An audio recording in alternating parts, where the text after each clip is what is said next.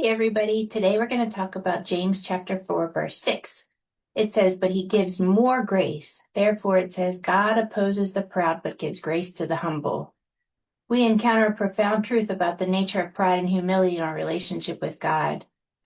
James states that God opposes the proud and gives grace to the humble, and this deeply echoes in every relationship. Pride is often seen as one of the main roots of evil. It's like this underlying force that can lead to all sorts of evil actions. Rebellion, for example, is prideful. You might refuse to listen to authority or reject guidance because you think you know better. And then there's arrogance that can come from with pride. It's when we start to believe we're above others or better than others, which can lead to envy. We might look at someone else's success and feel bitter instead of celebrating with them, simply because our pride makes us feel inadequate or insecure. What's interesting is how pride can sometimes disguise itself. It can look like confidence, and we might even think we're just being self-sufficient, but under the surface, it's often just pride telling us we don't need anyone else, not even God. We can get so caught up in our own abilities that we forget about the larger picture and the heavenly help that's available to us.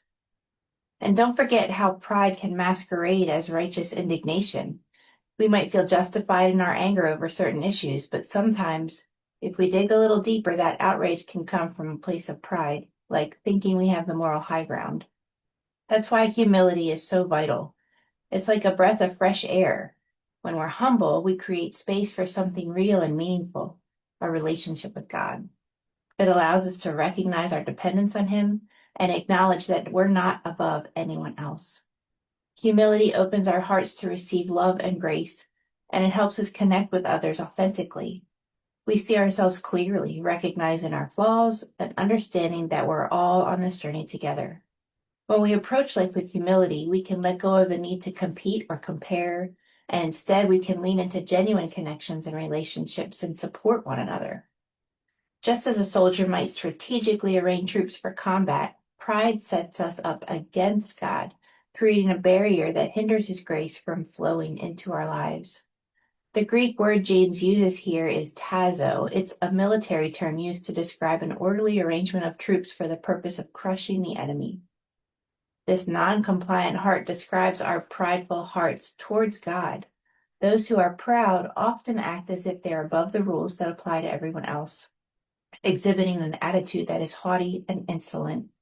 This non-compliant mindset can lead to a breakdown in relationships, both with God and others. Humility, in contrast, is defined as a willingness to bow low and surrender. In this, we recognize our need for God and being open to His guidance.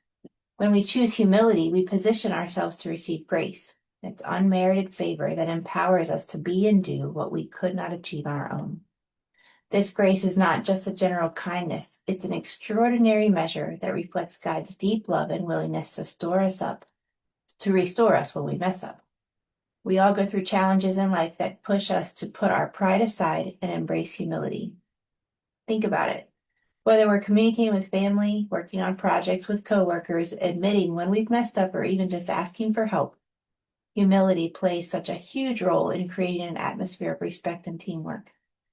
When we actively choose to humble ourselves, it's like we're aligning ourselves with God's will and opening the door to something beautiful.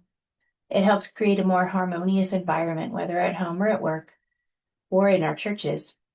James encourages us to reflect on our attitude and behaviors. Have you ever noticed how pride can sneak in and influence how we act? How can we cultivate humility in our daily lives, and what practical steps can you take to ensure we remain open to God's grace? Think about this today. See you later.